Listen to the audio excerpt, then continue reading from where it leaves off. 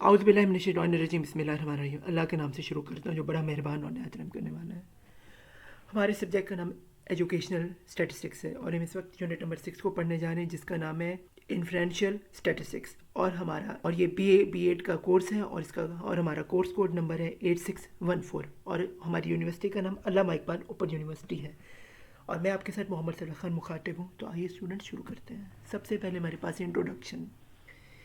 Inferential statistics is of vital importance in education research, यानी कि educational research में जो सबसे ज़्यादा वाइटल इंपॉर्टेंस है वो इन्फ्रेंशियल स्टैटिस्टिक्स का है। फिर it is used to make inferential about the population on the basis of data obtain from the sample data से हमें लेके पॉपुलेशन को जानने के बाद हमें इन्फ्रेंशियल डेटा निकालना पड़ता है। फिर it is also use to make judgments of a probability that an observed difference among group is a dependable one or one that might have happened by change in the study।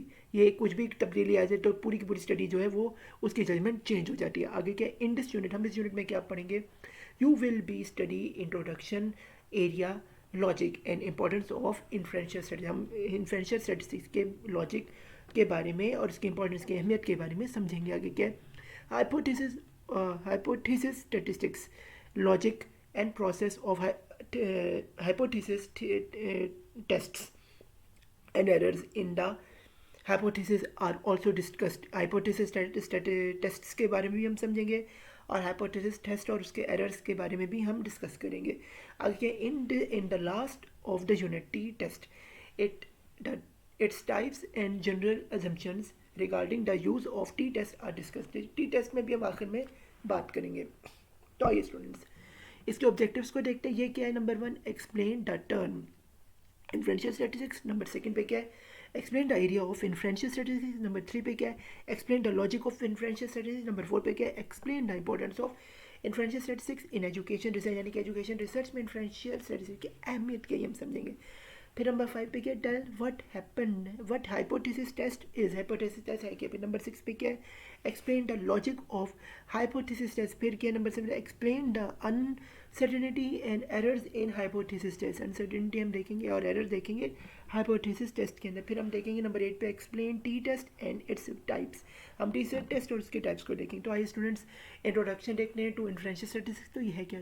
Many statistical techniques have been developed to help researchers make sense of the data they have collected। These techniques are divided in two categories, descriptive and inferential, यानी कि जो statistical techniques है ये दो हिस्सों में researchers में divide करें। एक डिस्क्रिप्टिव होता है और एक इन्फ्रेंशियल होता है। नंबर 1 पे क्या? Descriptive. Descriptive statistics are the techniques that allows a researcher to quickly summarize the major characteristics of data set, यानी कि जो मेजर डिस्क्रिप्टिव स्टैटिस्टिक्स है ये हमारी जितनी भी समराइज करती है हमारी डाटा सेट को। फिर है जी inferential statistics on the other hand is a set of techniques that allows a researcher to go a step further by help a researcher uncover pattern of relationship in data set, make subject about data or apply inferential information about a small data set to a large group। Small data set को large group पे ये एक descriptive statistics है। Further एक और step जाती है जो कि इन्फ्रेंशियल स्टैटिस्टिक्स है, जो कि टेक्निक्स जिसमें अप्लाई करनी पड़ती हैं और रिलेशनशिप बनाने पड़ते हैं जिसके ज़रिए जो होती है आपकी जजमेंट है वो डाटा को देख के कायम होती है। फिर these techniques are a part of the process of data analyze use by the researchers to analyze, interpret and make inference about their result, यानी कि inference about उनके result के अंदर।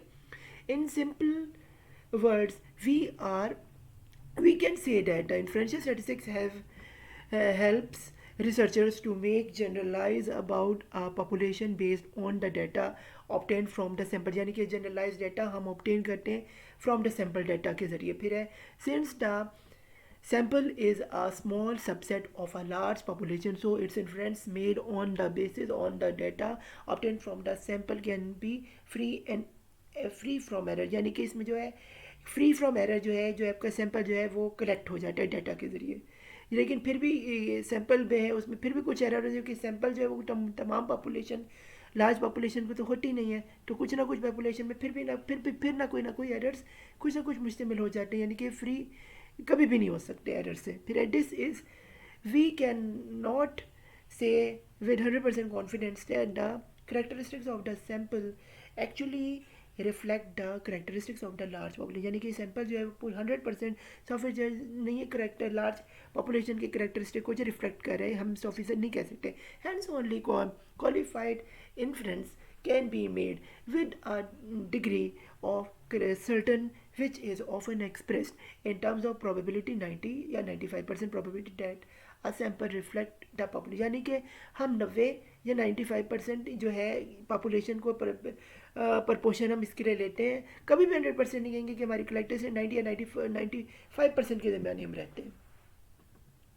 आगे स्टूडेंट्स हमारा introduction to art and inferential statistics में इसमें further क्या है, descriptive statistics only give us a certain values descriptive और the variability of the data, but ये क्या है जी, डिस्क्रिप्टिव स्टैटिस्टिक्स में हमें सिर्फ सर्टेन वैल्यूज़ ही पता चलती हैं और वनबिलिटी ऑफ डाटा ही का पता चलता है, but inferential statistics lead us to take the decisions about the whole population and in the and any conclusion, यानी कि inferential statistics हमें बताता है डिसीजन पॉपुलेशन के बारे में लेना और हमें एट एंड क्या कंक्लूजन बनाना है। फिर जी inferential statistics allows us to what we have learned from descriptive, हमें ये बताता है इन्फ्रेंशियल है कि हमने क्या डिस्क्रिप्टिव स्टैटिस्टिक्स से सीखा है।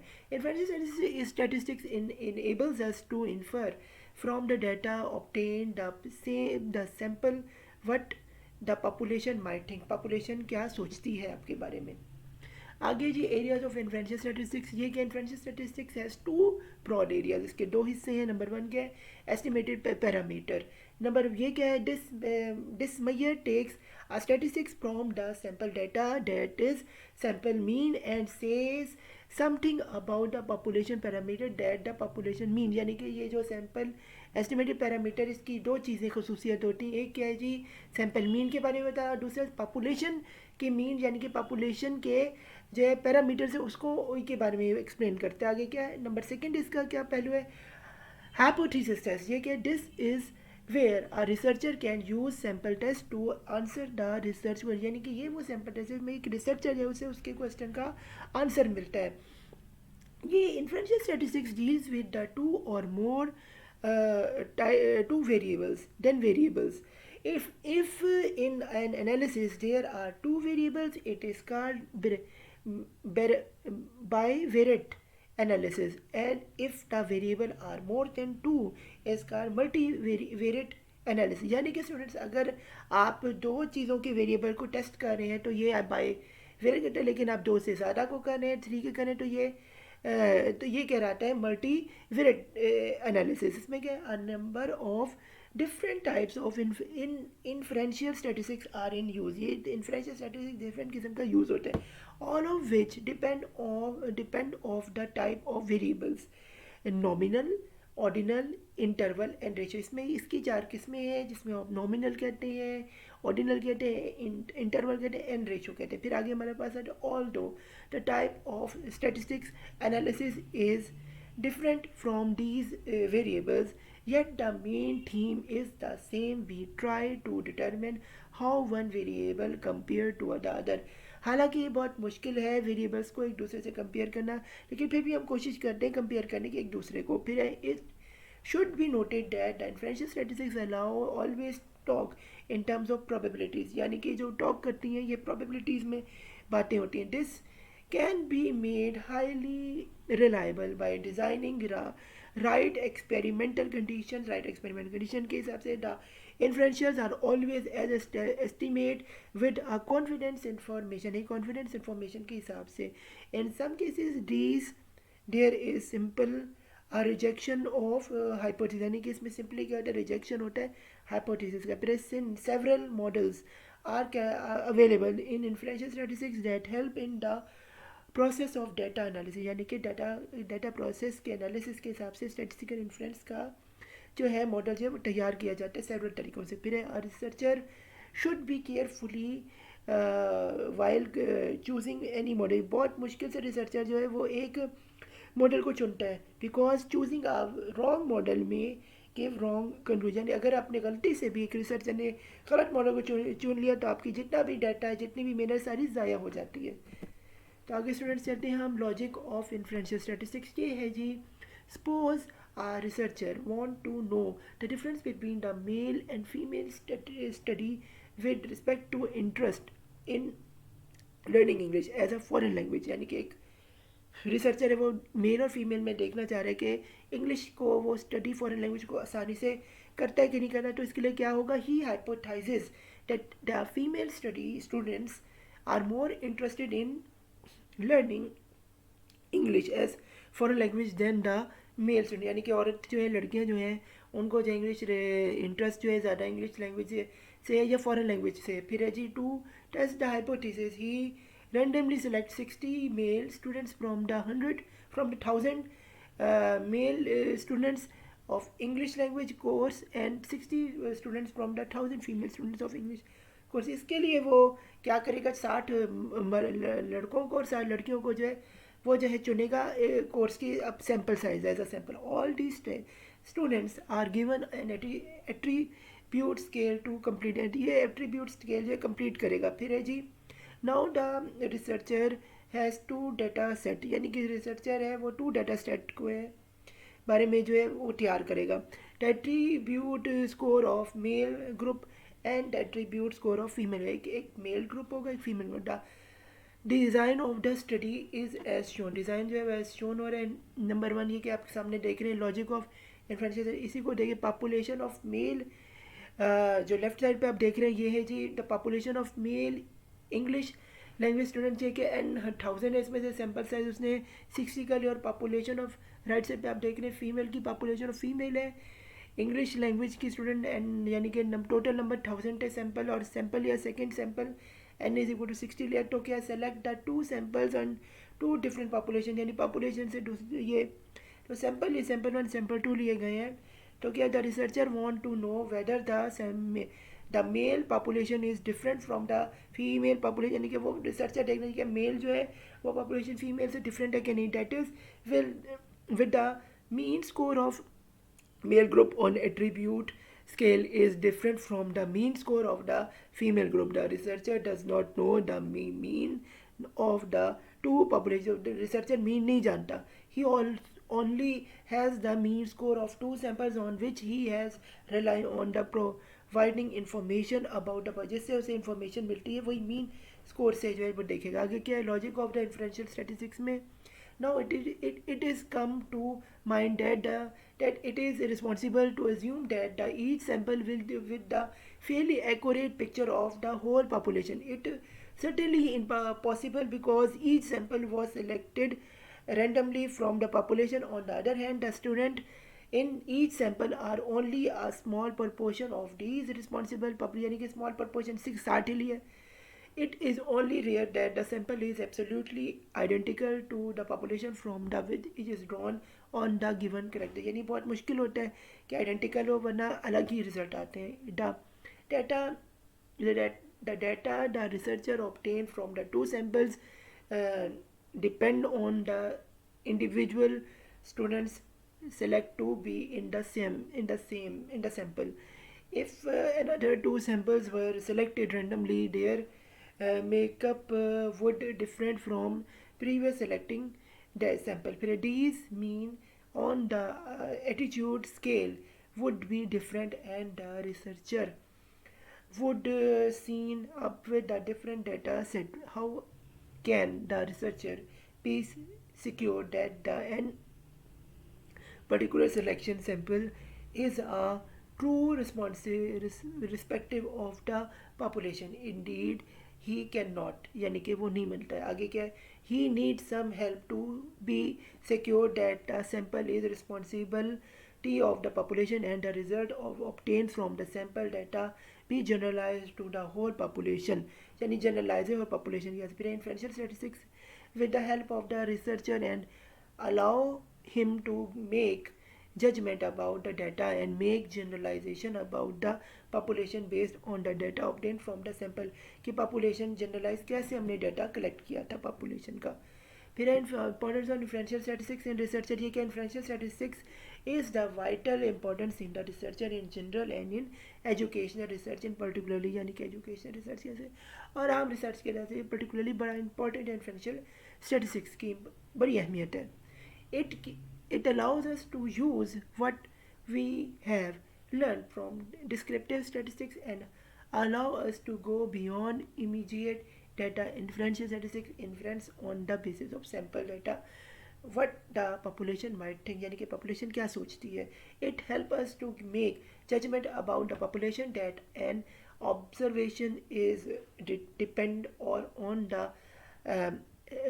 and on the happened by change in the study. It help enables researcher to infer population of proportion of population based on the data collected from the sample individual, यानी कि proportion हमने कितनी चुनी population की और कितनी observation जो है उसकी चांसेस है उस पर डिपेंड करता है. ये हम इसमें जांचते हैं सब इंडिविजुअल्स की सैंपल को कलेक्ट करके. फिर influential statistics have large value because there these techniques often probably associated with the data collection, क्योंकि ये सारा डिपेंड ही डाटा कलेक्शन पर जाता है, इससे हमें लार्ज पॉपुलेशन लेनी पड़ती है. For example time cost factor associated with the collection of data on the entire population may be prohibited. Entire population की ये prohibited होती है. फिर the population may large and different to manage. In the case inferential statistics can provide to be invaluable onto educational social scientists. ये उनके लिए अच्छा होता है. फिर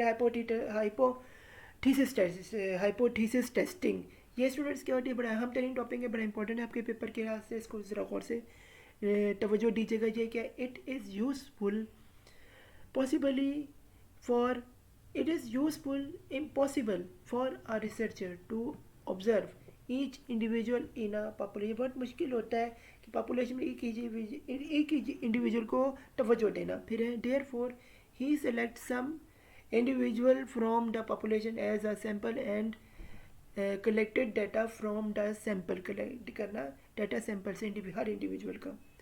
ही then use the same data to answer question about the population. हर question का answer दे जो पॉपुलेशन है. फिर है for this purpose he use some statistical technique. तो इसके लिए हम कुछ स्टैटिस्टिकल टेक्निक को अपनाते हैं.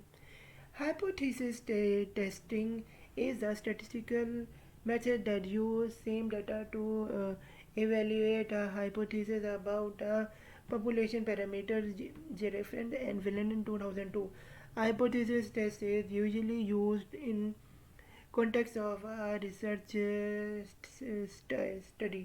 In research study में जो है ये यूज़ होता है. Depending on the type of researcher and the type of data, the details of the hypothesis test will change from one to situation to another. ये हर सिचुएशन से में तब्दील होती है. फिर hypothesis testing is a formalized process that follows a standard series of operation, यानी इसमें स्टैंडर्ड सीरीज ऑफ ऑपरेशन में जो है वो होते हैं. In this way a researcher has a standardize method for evaluating the results of the research study. इसमें research study की जो है अहमियत को देखते हैं. फिर है जी other researchers with recognize and understand exactly how the data were evaluate and how the calculations were drawn. कैसे कैलकुलेशन जो है वो ड्रॉन की जाती है. आगे स्टूडेंट्स आता है लॉजिक ऑफ हाइपोथेसिस टेस्ट. ये कि according to Gravetter and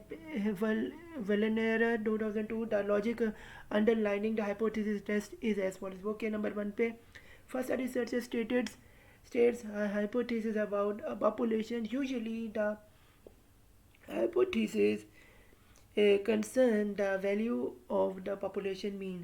For example, we might hypothesize that the mean IQ for the registered value voters for Pakistan is m is equal to 100, यानी कि जो है रजिस्टर्ड वोटर है पाकिस्तान में 100 है. एक हम एग्जांपल ले रहे हैं. नंबर सेकंड ये briefly the researcher analyze select a sample. He used the hypothesis to predict the characteristics that the sample should have. The for example, if the hypothesis the population means IQ is equal to 100,000, then the word would predict that the sample should have a mean around 100. फिर है जी, it should be kept in mind that the sample should be similar to the population, but there is always a chance certain amount of error, यानी हर वक्त बहुत बड़ा chance होता है कि कुछ ना कुछ एरर होगा ही होगा.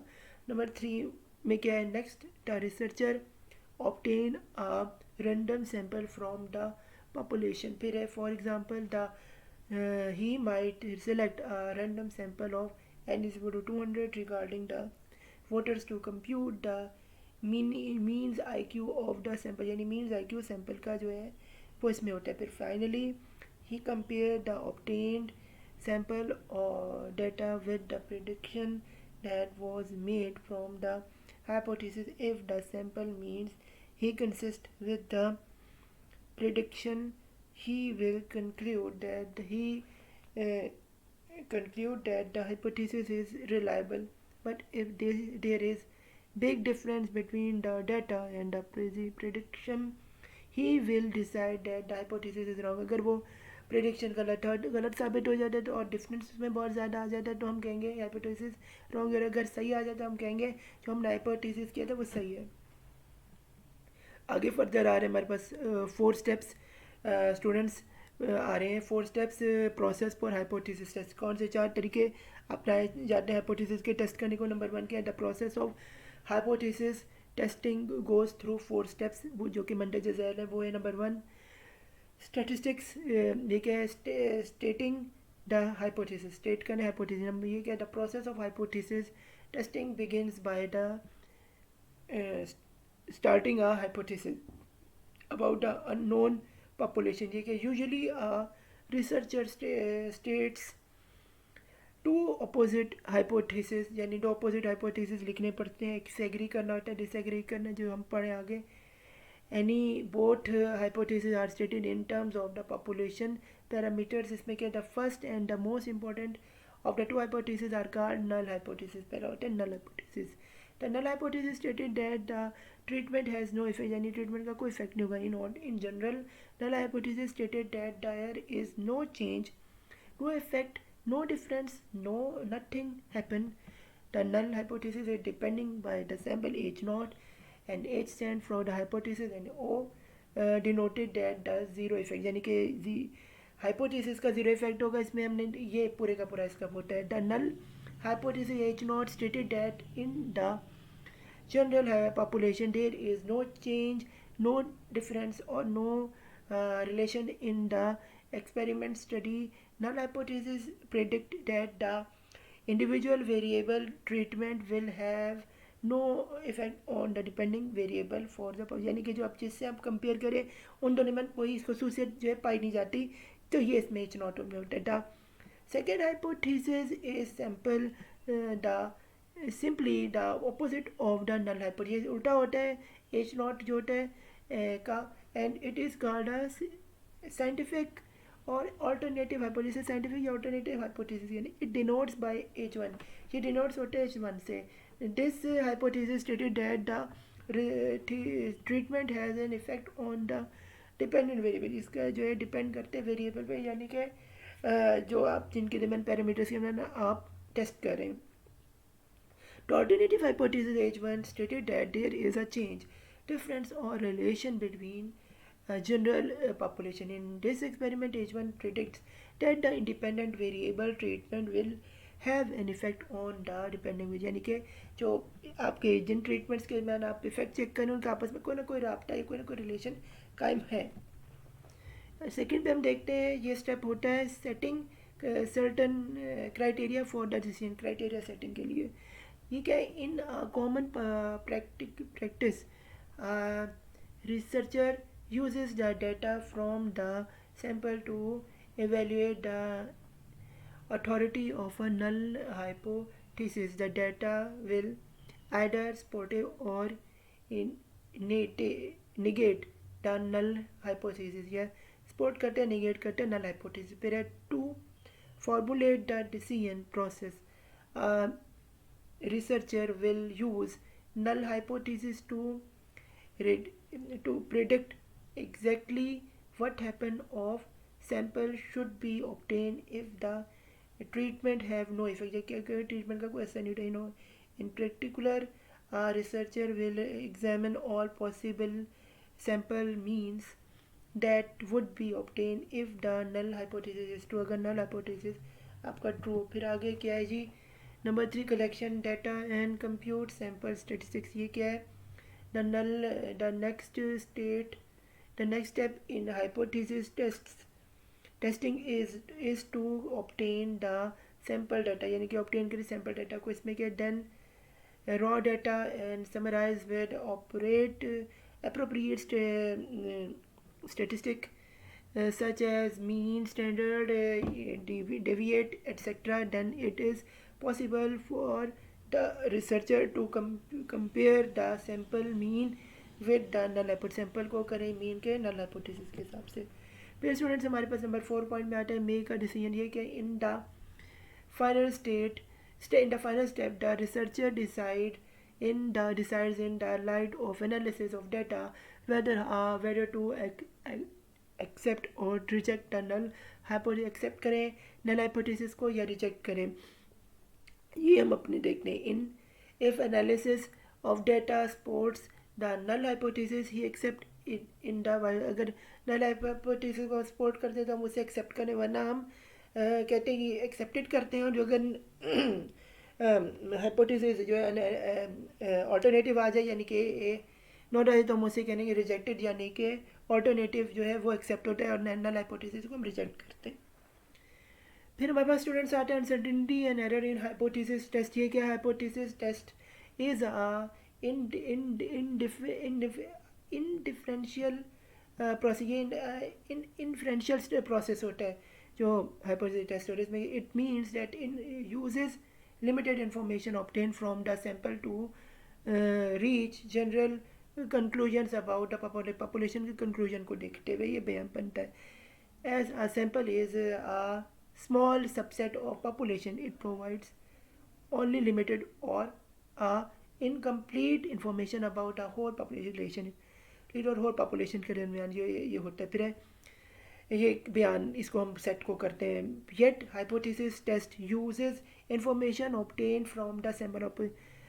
ऑब्टेन करते यूजफुल इंफॉर्मेशन जो हम ऑब्टेन करते हैं हाइपोथेसिस टेस्ट के यूज़ से. फिर in this situation there is always the probability of research in incorrect conclusion. ये प्रोबेबिलिटी होती है कि हमारा इनकरेक्ट भी कंक्लूजन निकला है. फिर generally 2 kinds of errors can be made. इसमें 2 kinds ऑफ एरर जो है वो आ जाते हैं. अब वो क्या है, नंबर 1 क्या है, टाइप 1 एरर.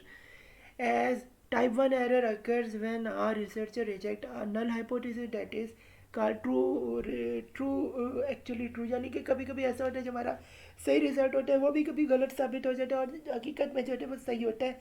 ये भी नल हाइपोथेसिस की खामी है. It means that the researcher conclude that the treatment does have a effect when in fact the treatment has no effect. यानी कि हकीकत में इफेक्ट था लेकिन गलती से क्या हुआ, इफेक्ट कोई नहीं हमें मिला. Type 1 error is not a type mistake in the sense that the researcher is overlooked something that should be perfectly observed. जैसे perfectly जो है अब ऑब्जर्व किया जाए, इसमें मिस्टेक्स जो है स्टूपिडिटी से नहीं होती. He is looking at the data obtained from the sample that appears to show a certain treatment effort. यानी कि certain treatment effort के हिसाब से उस पर गौर व फिक्र की जाए. The researcher then makes a careful decision because on the available information. researcher ये carefully जो अपनी observation data जो उसको information दी जाती है डाटा में, फिर he never knows whether a hypothesis is true or false. कभी भी रिसर्चर ये नहीं बता सकता कि हाइपोथेसिस उसकी सही है कि गलत है. आगे क्या है, the consequence of a type 1 error can be very serious because the researcher has rejected the null hypothesis. Researcher ने null hypothesis को रिजेक्ट किया है and believe that the treatment and has a real effect. It is likely that the researcher will report or publish the research results, यानी कि research का वो publish करे, बेहतरीन रिसर्च के रिजल्ट्स को ये पब्लिश करना कभी कभी जो है वो रियल इफ़ेक्ट को भी ट्रीटमेंट के यहाँ से भी जो है रिजेक्शन थोड़ा मसला आ जाता है.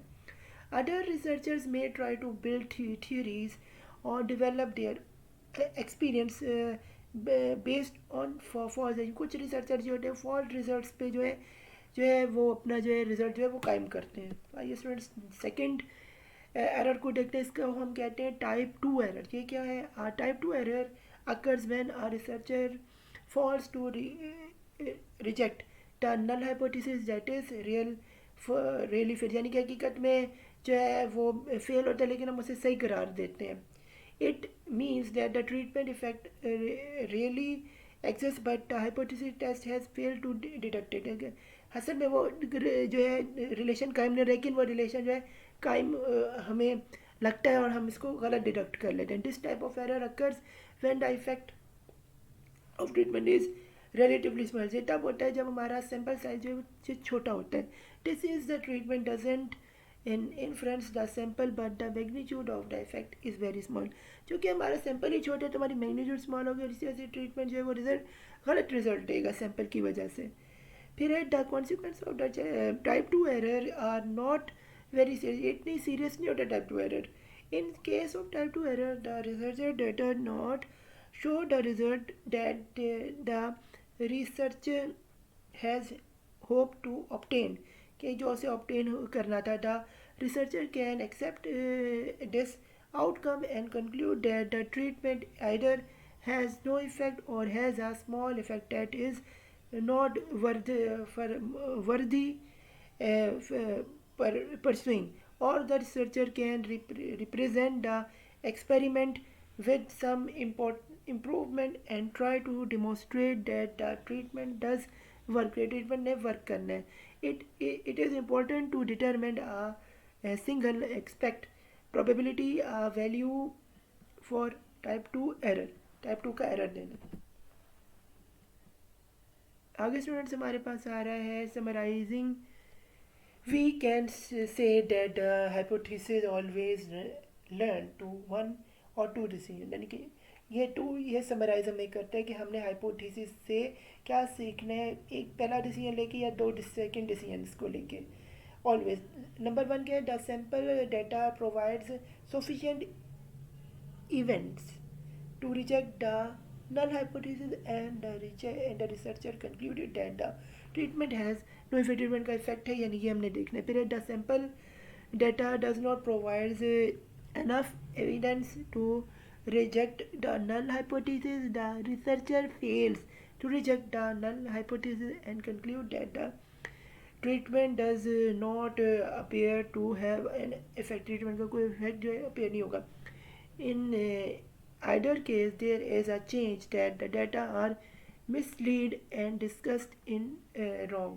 यानी कि वो मिसलीड कर रहा है और डिस्कस कर रहा है जो कि डिसीजन को है रॉन्ग जो है आ रहा है. The complete set of decision and outcome is shown in the table. प्रोशियन जो हम टेबल पे देखते हैं. ये क्या जी फ्रेंड्स, ये बड़ा इंपॉर्टेंट टेबल है आपके एग्ज़ाम के हिसाब से, तो इस पर गौर फरमाइए ज़रा. तो ये क्या table 6.1 possible outcome of statistical decisions. तो इस पे क्या है? नंबर 1 हम यहाँ देख रहे हैं लेफ्ट साइड पे एक एक्सपेरिमेंटल्स डिसीजन, एक्सपेरिमेंटल का डिसीजन क्या है. फिर हम अब देख रहे हैं आगे रिजेक्ट में लिखा है H0 और रिजेक्ट H0 लिखा है इसमें. फिर आगे क्या है? एक्चुअल सिचुएशन है. फिर इसमें नीचे क्या है? No effect H0 true. और फिर हम साथ देख रहे हैं इफेक्ट एग्जिस्ट H0 फॉल्स. फिर क्या है हमारे पास? टाइप 1 एरर में ये चीज़ आती है और नीचे क्या है? डिसीजन करेक्ट है. और सेकंड में क्या है? डिसीजन एरर है, डिसीजन करेक्ट है. और क्या है? Type 2 error. यानी कि पहले में जो है वो क्या होता है? H0 में नो इफेक्ट है तो ये टाइप 1 है, और अगर इफेक्ट एग्जिस्ट करे तो ये टाइप 2 एरर है. तो ये आपने स्टूडेंट याद रखना है. आगे स्टूडेंट्स हम चल रहे हैं, ये है टी टेस्ट के बारे में. तो टी टेस्ट बड़ा इंपॉर्टेंट है आपके चैप्टर के लिहाज से, इसको भी आप ज़रा गौर फरमाइए. तो ये क्या है जी? t-test is a useful statistical technique used for comparing mean value of two data sets obtained from the two groups The comparison tells us whether these data set are different from each other, कि ये different है two different groups के नहीं, ये हम इसमें देखते हैं. In further tell us how significant the differences are, and if these differences could have happened by chance, ये difference है या chance से हो गए. These the statistical significance of t-test indicating whether or not the difference between means of two groups must likely reflect the real difference in the population from which the group are made. जैसे population group का जो made है, इसमें क्या है, t-test are used when there are two groups, जब दो groups बनाए जाते हैं, male and female, male का और फीमेल का जो इसमें ग्रुप है, for two set of data before and after, उससे पहले जब हम ट्रीटमेंट देंगे और ट्रीटमेंट के बाद उसका ग्रुप होगा. And the research wishes to compare the mean score and small and some continuous variables. हम मीन स्कोर करेंगे स्मॉल और कंटिन्यूस वेरिएबल्स के हिसाब से. Okay, types of t-test, ये क्या है, there are number of t-tests available, but two main types of independent sample t-test and paired sample t-test are mostly commonly used, जो mostly commonly used होते हैं. Let us deal with these types of some detail. अब उनके बारे में समझते हैं. नीचे नंबर 1 के independent sample t-test, ये क्या है, independent sample t-test is used when there are two different independent groups of people and that researcher is interested to compare these scores. जब हम researcher करते हैं independently इन t scores को देखते हैं. In this case the researcher collect information from two different groups of people on only one occasion, एक ही occasion के ऊपर. नंबर 2 है paired सैम्पल टी टेस्ट. ये क्या, pair sample T test are also called paired measurement, जिसमें हम दो pair यानी जैसे मेल फीमेल इनको हम कंपेयर कर रहे होते हैं स्टूडेंट्स. ऊपर जैसे हमने एक को मेल ही को किया, यदि हम टू को कंपेयर करें, ये इसमें थोड़ा सा फ़र्क है पेयर टी टेस्ट सैम्पल में. ये क्या है, it is use to use the researcher in interested in comparing change is in the score of the sample group testing at two different occasions पे. आगे क्या टाइप्स ऑफ टी टेस्ट में आगे हम फर्दर जाने. here at this level it necessary to know some general assumptions regarding use of t test. इसमें क्या, the first assumption regarding t test concern the sample of measurement. ये क्या है, it means that it is assumed that the dependent variable is measured at interval और ratio scale, यानी interval value पे होगा, इसको मेजर और रेशो स्केल पे. फिर the second assumption made it is that the of the sample ratio sample random sample that that is collected from a representative randomly selected portion of the total population के हिसाब से. The third assumption it is that the data when plotting results result in a normal distribution that is in bell, यानी कि एक normal distribution बनता है जिसको हम बेल शेप में जो डिस्ट्रीब्यूशन का कर्व उसकी होती है. The fourth assumption is that the observation that make up data must independent of one another, यानी कि वो एक दूसरे पे डिपेंड करता है. that is each observation or measured must not be influenced by any other observation or measure. The fifth assumption is that a reasonable large sample size is used. इसमें reasonable large sample size use होता है. आगे क्या, a large sample size means that the distribution of results should approach a normal bell shape curve, यानी इसमें normal bell shape curve का जो है वो distribution जो है वो होता है. The final assumption is homogenetic variance. इसमें जो homogenetic variance का फाइनल जो है वो assumption होता है. Variance will be homogeneous or equal when the standard deviation of sample is approximately equal. जब स्टैंडर्ड होमोजी जब जो सैंपल है वो स्टैंडर्ड जो है डेविएशन का जो है वो इक्वल होता है। तो फ़ी अमान अल्लाह स्टूडेंट, यहाँ पे हमारा चैप्टर नंबर 6 खत्म होता है। ये हमारा कोर्स कोड 8614 का। Good luck to your final exam और फ़ी अमान अल्लाह हाफिज़। मुझे दुआ में याद रखिएगा और मेरे चैनल मोहम्मद सिफरा खान को सब्सक्राइब करते रहें और मुझे सपोर्ट करते रहें ताकि मैं इस तरह की और भी वीडियोज़ आपके लिए बनाता रहूँ।